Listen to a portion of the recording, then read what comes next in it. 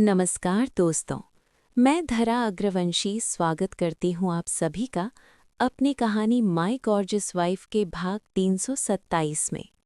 अब आगे। सुज़ैन शायद आरवी के मामले में दखल नहीं दे सकती थी, लेकिन उसने सोचा कि वो अपने बेटे से एक मदद मांग सकती है। इसलिए सुज़ैन ने गौतम से जोर देकर कहा कि वो विनीता को भी सबसे अच्छा वॉयलिन हॉन्टिंग क्वीन को इस्तेमाल करने देना चाहिए।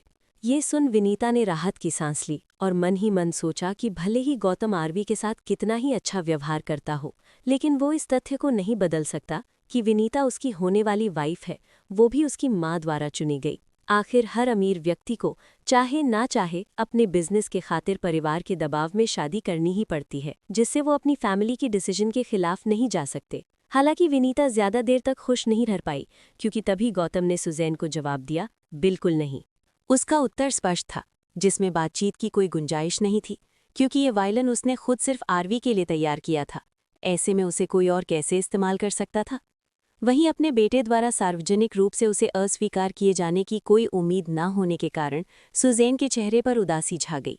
गुस्से में आकर उसने गौतम से फुसफुसाते हुए कहा, गौतम, तुम्हारी हिम्मत कैसे हुई मुझे मना करने की?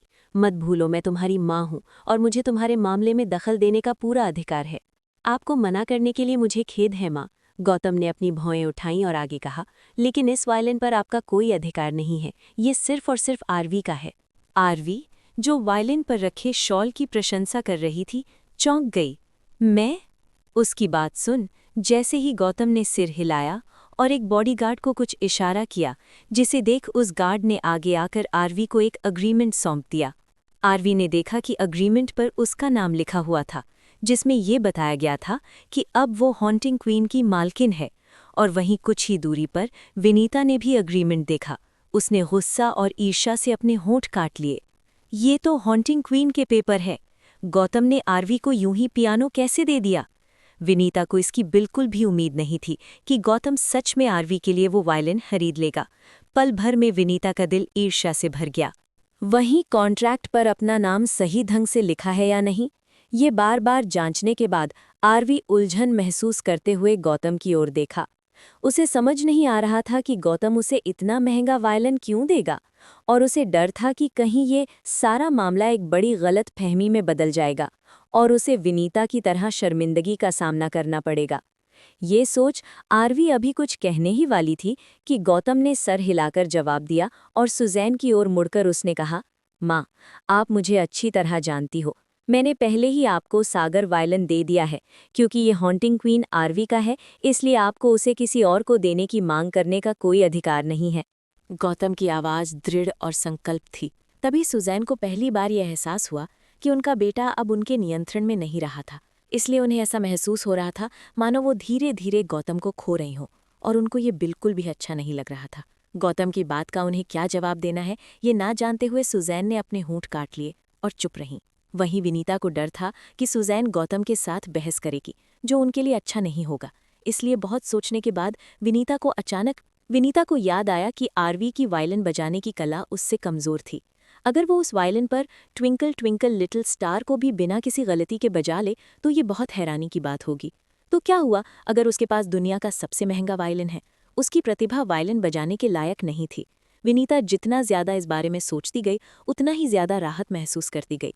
जल्द ही उसके चेहरे पर हल्की सी मुस्कान आ गई। मैं आरवी से बेहतर प्रदर्शन करने जा रही हूँ।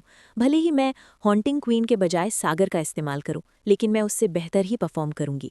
विनीता को खुद को ये यकीन दिला दिया कि गौतम द्वारा आरवी को हॉन्टिंग क्वीन देना कोई बुरी बात नहीं थी। इस तरह जब आरवी वायलिन को पूरी तरह से सही बजाने के तरीके में असफल होगी तो उसे और अधिक शर्मिंदगी का सामना करना पड़ेगा। बेहतर महसूस करते हुए विनीता ने सुज़ैन के कंधे पर हाथ रखा और कहा, कोई बात नहीं आंटी, हमें हॉन्टिंग क्वीन को लेकर झगड़ा नहीं करना चाहिए। हॉन्टिंग क्वीन वायलिन की तुलना में सागर इस रचना रीबॉर्न के लिए कहीं अधिक उपयुक्त है, जिसे मैं बजाने जा रही हूँ। सुज़ैन को शांत करते समय विनीता अपने सॉन्ग के बारे में बताना नहीं भूली, जिसे वो बजाने वाली थी। उसे पता था कि ये तरकीब कारगर साबित होगी। जब उसने देखा कि गौतम ने उसकी तरफ देखते हुए अपने चेहरे के भाव को थोड़ा बदल लिया था, भले ही सिर्फ 1 सेकंड के लिए था, लेकिन विनीता इससे बेहद संतुष्ट थी। इसके अलावा उसके प्रदर्शन के शीर्षक को सुनते ही उसके आसपास मौजूद लोगों के चेहरे पर मौजूद उपहास के भाव गायब हो गए। उनमें से कुछ तो आपस में चर्चा करने लगे, क्या विनीता रीबॉर्न गाना बजाने वाली है, दुनिया के सबसे कठिन वायलिन संगीतों में से एक? उसे इस गाने को बजाने के लिए वाकई वायलिन में बहुत अच्छा होना पड़ेगा, क्योंकि दुनिया में केवल कुछ ही वायलिनिस्ट हैं जो इस रचना को बजा सकते हैं। अब तो मैं फ्रेशर्स पार्टी का बेसब्री से इंतजार कर रही हूँ। मुझे हैरानी है कि आरवी हॉन्टिंग क्वीन पर कौन सा गाना बजाएगी। मुझे बिल्कुल भी अंदाजा नहीं है, लेकिन मैं इसे लेकर बहुत उत्साहित हूँ। वहीं सुजैन को वहां लगी भीड़ को देख गौतम से बहस करने की अपनी इच्छा को दबाना पड़ा, क्योंकि उसे सुरुचिपूर्ण सोशलाइट के रूप में अपनी छवि बनाए रखनी थी। वो अन्य सोशलाइट्स के लिए गपशप का जरिया बनने का जोखिम नहीं उठा सकती थी।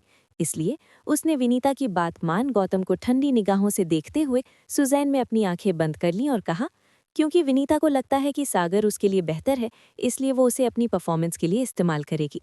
सब कुछ यहाँ व्यवस्थित हो जाने के बाद तुम मेरे साथ घर चलोगे? अब उसे ये पूछना जरूरी था कि गौतम को आरवी को इतना महंगा वायलिन देने की क्या जरूरत थी। अगर उन दोनों के बीच वाकई में कुछ चल रहा होता तो आरवी के अतीत को देखते हुए वो उन्हें रोकने के लिए कुछ भी कर सकती थी। वो अपने बेटे को आरवी के परिवार से निपटने का जोखिम नहीं उठाने दे सकती थी, यहाँ तक कि अपनी बेस्ट फ्रेंड मूरा के वास्ते भी नहीं, क्योंकि वो आरवी के असली परिवार को अपने लिए खतरा मानती थी। वास्तव में उसमें इस बारे में बात करने की हिम्मत भी नहीं थी। हालांकि तभी गौतम ने जवाब दिया, आज रात मुझे कुछ जरूरी काम है, इसलिए मैं किसी और समय घर आऊंगा। तुम, सुजैन ने गुस्से से अपनी भौहें सिकोड़ते हुए गुस्से से कहा। वहीं सुजैन के फिर से आपाक होने का आभास होते ही विनीता ने जल्दी से उसे शांत किया। आंटी, क्या आप मेरा परफॉर्मेंस देखने के लिए नहीं आई हैं? गौतम का पार्टी के बाद आपसे मिलने के लिए देर रात हो जाएगी, तो क्यों ना आप किसी और दिन गौतम से बात कर लें? ये महसूस करते हुए कि वो लगभग फिर से गौतम से बहस करने वाली है, सुजैन ने गहरी सांस ली, खुद को शांत किया। फिर भी उसकी आवाज़ में अभी भी चिड़चिड़ाहट थी। गौतम, अगर तुम कल घर नहीं आए तो मैं तुम्हें ढूंढने ऑफिस आ जाऊंगी। ये सुन गौतम ने भौहें चढ़ाईं और कुछ देर इस बारे में सोचने के बाद आखिरकार जवाब दिया, ठीक है, मैं कल घर आ जाऊंगा। ये सुन सुजैन की भौहों के बीच शिकन थोड़ी कम हो गई और उसने कहा, मुझे बता देना कि तुम किस टाइम घर वापस आओगे, जिससे मैं तुम्हारे लिए खाना बना सकूं। फिर कल मिलकर बात करते हैं। आखिरकार माँ और बेटे के बीच मनमुटाव जैसी कोई बात नहीं होती, वो भी किसी बाहरी व्यक्ति के लिए, तो खासकर एक दूसरे के बीच कड़वाहट लाने का क्या ही फायदा है। ये बात सोचते ही सुजैन ने विनीता का हाथ कसकर दबाया और उसके साथ आगे बढ़ते हुए मुस्कुराकर कहा, विनीता, मैं खुशकिस्मत हूँ कि तुम मेरे साथ हो। आगे क्या होगा इन कहानियों में जानने के लिए सब्सक्राइब कीजिए इस चैनल को, और हाँ, वीडियो को लाइक और कमेंट करना ना भूलिएगा।